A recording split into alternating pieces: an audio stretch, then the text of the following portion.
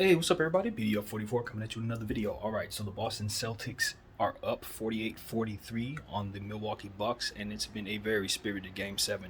What we have right now is foul trouble on the Boston side of things.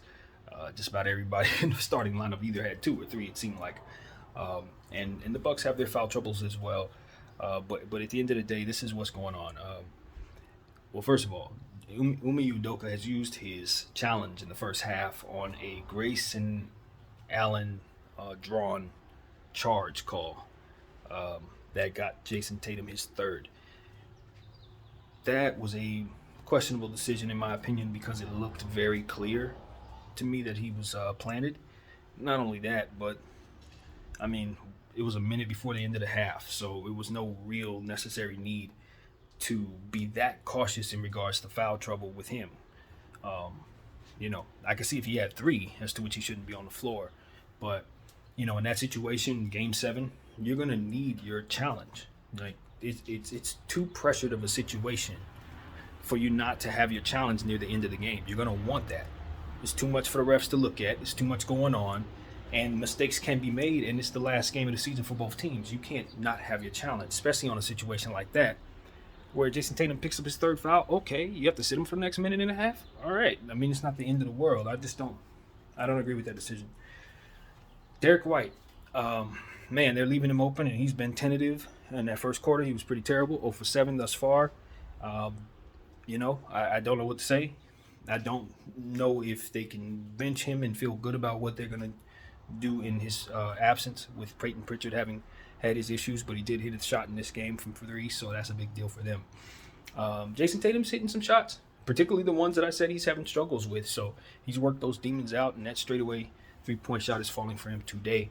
Giannis Antetokounmpo is doing exactly what you expect him to do. He has a double-double already. He's getting in the paint. He's doing exactly what he's supposed to. He did pick up a bad foul with 9/10 of a second left to go in the half on a Marcus Smart steal, which was an excellent play as well. But all in all, he only has two fouls, so he'll be all right. I think at the end of the day, when you're looking at this particular game, you just understand that, um, this is going to go down to the wire. I don't expect anyone to pull away.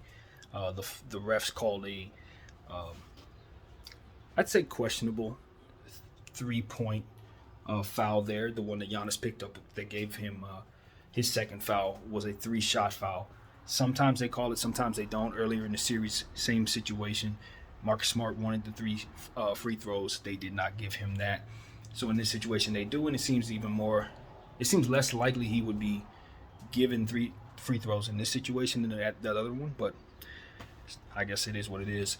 At this point in time, you just understand the refs are very much in part of this thing. That's why it's so important that both teams manage their timeouts and their challenges, which is now gone for the Boston Celtics. So we now go forward into the second half, see what this team can do. Grant Williams' three-point shot has fallen. Jaylen Brown's been driving at the basket like I said he should. Brook Lopez is being dominant on both sides of the floor. He's having a massive game right now, blocking shots, getting in the paint on both sides, and just being dominant there. And hitting his three-point shot, if I didn't say that already. So, that's a good plus for them. I like the defense that both teams are playing right now, but the Boston Celtics are just having troubles scoring the ball against that defense. And the Bucks, their thing, I guess, is to just shoot threes better. They're 3 for at this point, and that's not going to cut it. Grayson Allen is really shooting them out of the game. Pat Connaughton is shooting them out of the game. So they just need those guys to kind of get it together on the offensive side. Now, the defensive side, as we said, Grayson Allen, that drawing foul on Jason Tatum, I thought was absolutely phenomenal. It's the type of thing that wins games like this. So you have to give him credit. I like what I saw from George Hill on the defensive side of the ball, bumping Jason Tatum on one particular play that stands out. It's the type of thing that he needs to be able to do to bounce back from that awful game that he had. Budenholzer's trusting him, kind of questionable. But ultimately, I don't think he's been a problem thus far. Bobby Portis needs to get more active. He's 2 for 3. That's cool. Triple that, quadruple that. Get involved. I know Brook Lopez and Giannis are controlling things, but he does need to continue to be aggressive. Pay attention to Marcus Smart. He bounced his head kind of badly on the hardwood on a crazy play where two players were up in the air. You know how it goes. A player comes down first, and then another one falls on his body and flips forward head first. Luckily, he was able to kind of catch himself on the way down, but his head still bounced on the ground, and I think his jaw got the worst of it. They didn't take him out. They didn't test him for concussion protocol. I thought that was very questionable.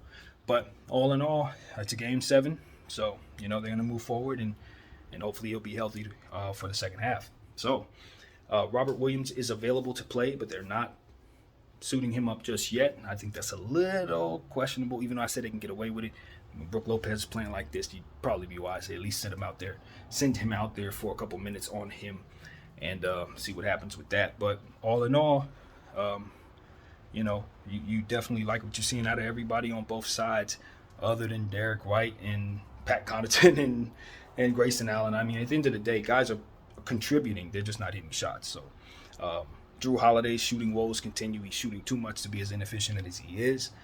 He's going to have to shore that up in the second half, because if he keeps shooting, he keeps bricking, the Boston Celtics are going to win this game. So it literally comes down to the efficiency of the others on both sides, in my opinion. The rebound total is about the same. All that other stuff is pretty fairly close together. But I think both teams would be wise to stop fouling so much. So let's get to it. Second half, game 7. Whoever wins this is moving on. Whoever doesn't is going home. It's that simple. BDF 44. Thank y'all for watching.